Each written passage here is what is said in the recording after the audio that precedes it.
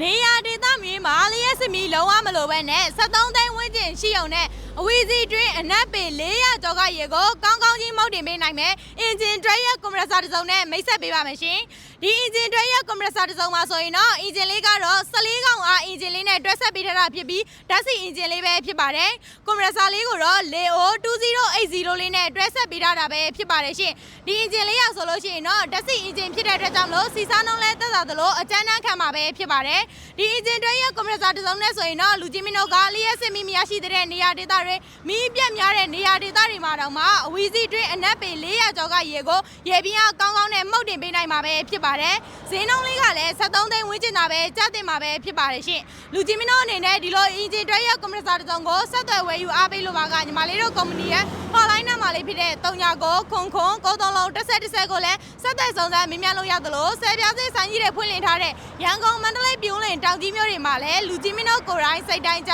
လာရောက်ဝယ်ယူအားပေးလို့ရပါပြီရှင်